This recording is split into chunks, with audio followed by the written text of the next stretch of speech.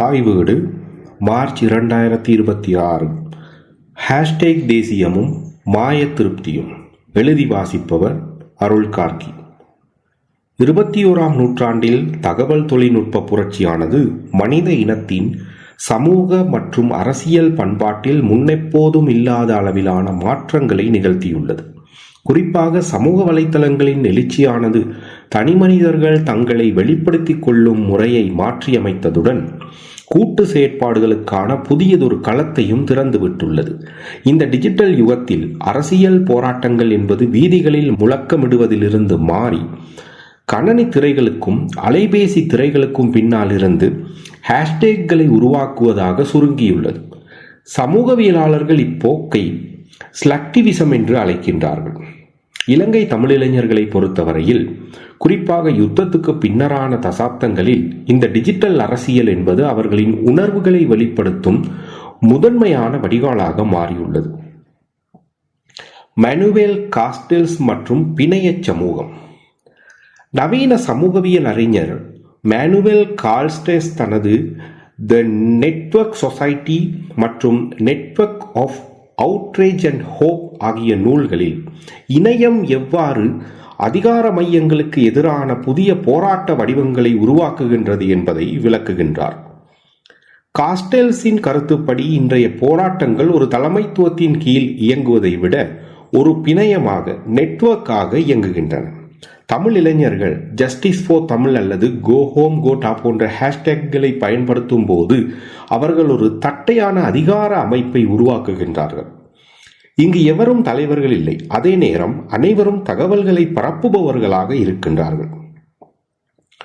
இருப்பினும் காஸ்டெல்ஸ் குறிப்பிடும் இந்த பிணைய சமூகத்தில் ஒரு பாரிய ஆபத்து உள்ளது. அதுதான் உணர்ச்சிமயமான தொடர்பு, இமோஷனல் கம்யூனிகேஷன். தமிழ் இளைஞர்கள் இணையத்தில் ஒரு செய்தியை பகிரும் போது அது பெரும்பாலும் ஆழமான அரசியல் காரணங்களை விடவும் உடனடி உணர்ச்சி தூண்டலாகவே இயக்கப்படுகின்றது. 2022 இலங்கை பொருளாதார நெருக்கடியின் போது கொழும்பு இளைஞர்களோடு இணைந்து வடக்கு கிழக்கு தமிழ் இளைஞர்களும் இணையத்தில் குரல் கொடுத்தமைக்கு இத்தகைய உணர்ச்சி பிணைப்பே காரணமாக அமைந்தது. ஆனால் அந்த உணர்ச்சி அடங்கியவுடன் பிணையத்தில் உள்ள தொடர்புகளும் அறுந்து போகின்றன. இதுவே ஸ்லக்டிவிசத்தின் அடிப்படை பலவீனமாகும். மிஷேல் பூக்கோ, கண்காணிப்பும் தண்டனையும். பிரெஞ்சு சிந்தனையாளர் மிஷேல் பூக்கோவின் கோட்பாடு இன்றைய டிஜிட்டல் கண்காணிப்பு சூழலுக்கு மிகச்சரியாக பொருந்துகிறது. பூக்கோவின் கோட்பாட்டின்படி அதிகாரம் என்பது ஒரு மையப்புள்ளியிலிருந்து மட்டும் செயற்படுவதில்லை, அது சமூகத்தின் அனைத்து திசைகளிலும் ஊடுருவியுள்ளது. இலங்கை தமிழிளைஞர்கள் சமூக ஊடகங்களில் அரசியல் கருத்துக்களை பதிவிடும் போது அவர்கள் அறியாமலேயே தாங்கள் ஒரு டிஜிட்டல் சிறைச்சாலைக்குள் உட்படுத்திக் கொள்ளுகின்றார்கள். இலங்கையின் பாதுகாப்பு தரப்பினர் சமூக ஊடக கண்காணிப்பை பலப்படுத்தியுள்ள சூழலில் தமிழ் இளைஞர்களின் ஒரு சுய கண்காணிப்பு, செல்ஃப் சர்வியலன்ஸ் உருவாகியுள்ளது. தங்களின் ஒரு லைக் அல்லது கமெண்ட் தங்களின் எதிர்காலத்தையோ அல்லது அரச வேலை வாய்ப்பையோ பாதிக்கும் என்ற அச்சம் அவர்களுக்குள் ஊடுருவியுள்ளது. இதனால் அவர்கள் தீவிரமான அரசியல் மாற்றத்தை கோரும் கள போராட்டங்களில் இருந்து மெல்ல மெல்ல விலகி பாதிப்பில்லாத ஹேஷ்டேக்குகளை மட்டும் பகிரும் ஸ்லக்டிவிஸ்டாக மாறுகின்றனர். இது அதிகார வர்க்கத்துக்கு ஒரு சாதகமான சூழலை உருவாக்குகின்றது. ஏனெனில் இளைஞர்கள் இணையத்தில் மட்டும் கத்திவிட்டு அமைதியாகி விடுவது அதிகார மையங்களுக்கு பெரிய அச்சுறுத்தலாக அமையப் போவதில்லை. ஸ்லக்டிவிசம் மற்றும் நுகர்வு பண்பாடு. சமகால சமூகவியலாளர்கள் ஸ்லக்டிவிசம் என்பதை ஒருவித அரசியல் நுகர்வு என்று கருதுகின்றனர். ஒரு இளைஞன் ஒரு குறிப்பிட்ட ஹேஷ்டேக்கை பயன்படுத்துவது அவன் ஒரு குறிப்பிட்ட பிராண்ட் காலனியை அணிவதற்கு சமமானது. அது அவனது ஆன்லைன் அடையாளத்தை மெருகூட்டுகின்றது. நான் சமூக பொறுப்புள்ளவன் என்ற பிம்பத்தை சமூகத்துக்கு தந்துவிட்டு அதற்கப்பால் எந்த ஒரு நேரடி பங்களிப்பையும் வழங்காத நிலை இது. இலங்கை தமிழ் இளைஞர்களிடையே இது ஒரு கலாசார மாற்றமாகவே நிகழ்ந்து வருகின்றது. பல்கலைக்கழக மாணவர்கள் முதல் தொழில் வல்லுநர்கள் வரை அனைவரும் இணையத்தில் தீவிரமான அரசியல் கருத்துக்களை பகிர்கின்றார்கள். ஆனால் ஒரு கிராமத்தில் காணி அபகரிப்பு நடக்கும் போதோ அல்லது ஒரு நீதிக்கான போராட்டம் வீதியில் நடக்கும் போதோ அங்கிருக்கும் இளைஞர்களின் எண்ணிக்கை மிக குறைவாகவே உள்ளது. இணையத்தில் கிடைக்கும் தற்காலிக பாராட்டு, இன்ஸ்டன்ட் வேலிடேஷன், அவர்களை நிஜமான கடினமான களப்போராட்டங்களிலிருந்து அந்நியப்படுத்துகின்றது. அல்காரித ஆதிக்கம் மற்றும் புரிதலில் ஏற்படும் தாக்கங்கள். நவீன சமூக ஊடகங்களின் இயங்குதளமானது அல்காரிதம் எனப்படும் நுட்பமான கணனி வழிமுறைகளால் தீர்மானிக்கப்படுகின்றது.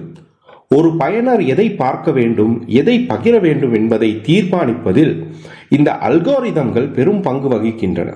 தமிழ் இளைஞர்களை பொறுத்தவரையில் இந்த தொழில்நுட்பம் அவர்களை அறியாமலேயே ஒரு தகவல் குமிழிக்குள், ஃபில்டர் பபிள், சிறைப்படுத்துகின்றது. தகவல் குமிழி என்பது ஒரு பயனர் தனது விருப்பங்களுக்கு ஏற்ற தகவல்களை மட்டுமே மீண்டும் மீண்டும் பெறுவதை குறிக்கும். இது சமூக ஊடக நிறுவனங்களின் வணிக நோக்கத்திற்காக உருவாக்கப்பட்டிருந்தாலும் அது தமிழ் இளைஞர்களின் அரசியல் மற்றும் சமூக பார்வையில் பாரிய எதிர்மறை தாக்கங்களை ஏற்படுத்துகின்றது. முதலாவதாக, அல்காரிதம்கள் பயனர்களின் கடந்த கால தேடல்கள், அதாவது சர்ச் ஹிஸ்டரி, லைக் செய்த பதிவுகள் மற்றும் அவர்கள் அதிக நேரம் செலவழித்த விடயங்களை அடிப்படையாக கொண்டு புதிய தகவல்களை அவர்களுக்கு திரையில் காட்டுகின்றன. உதாரணமாக, தமிழ் இளைஞன் ஒரு குறிப்பிட்ட அரசியல் கருத்தியலையோ அல்லது ஒரு குறிப்பிட்ட அரசியல் தலைவரையோ ஆதரிக்கும் பதிவுகளை தொடர்ந்து பார்த்தால் அந்த அல்காரிதம் அவருக்கு அந்த தலைப்பை சார்ந்த செய்திகளை மட்டுமே காட்டும். அதனால் மாற்று கருத்துக்கள் அல்லது நடுநிலையான விமர்சனங்கள் அவரது திரைக்கு வராமலேயே தடுக்கப்படுகின்றன.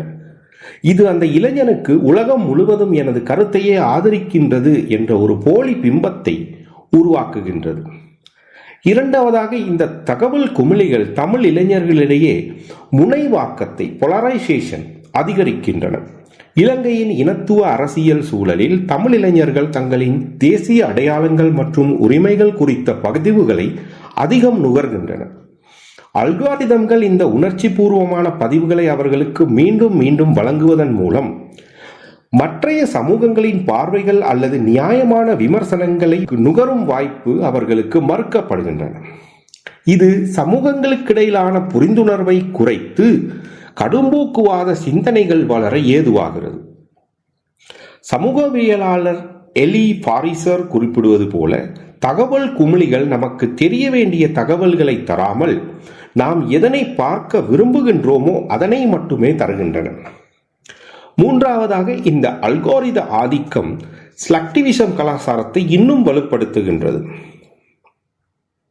ஒரு குறிப்பிட்ட சமூக பிரச்சனை ட்ரெண்டிங்காக இருக்கும் போது அல்காரிதம்கள் அது தொடர்பான பதிவுகளை இளைஞர்களின் திரையில் குவித்து விடுகின்றன.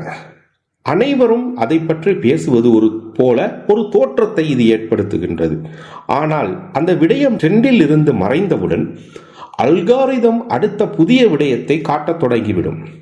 இதனால் ஒரு தீவிரமான பிரச்சனை குறித்து ஆழமாக சிந்திப்பதற்கோ அல்லது அதற்கான நீண்ட கள போராட்டங்களை முன்னெடுப்பதற்கோ இளைஞர்களுக்கு அவகாசம் கிடைப்பதில்லை. அவர்கள் ஒரு ஹேஷ்டேக் அலையிலிருந்து மற்றொன்றுக்கு தாவும் டிஜிட்டல் நாடோடிகளாக மாற்றப்படுகின்றார்கள். மேலும் தமிழ் மொழியில் உள்ள அல்காரிதம் போதாமைகளும் ஒரு சவாலாகும்.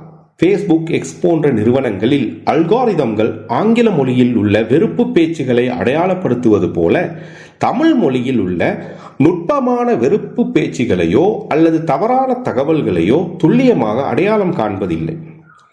இது தமிழ் இளைஞர்களிடையே போலி செய்திகள் வேகமாக பரவுவதற்கும் அதன் மூலம் தவறான அரசியல் முடிவுகளை எடுப்பதற்கும் வழிவகுக்கின்றது. அல்காரிதம்கள் வழங்கும் வசதிகளுக்கு பின்னால் மறைந்துள்ள இந்த தகவல் சிறையை இளைஞர்கள் உடைக்க வேண்டும்.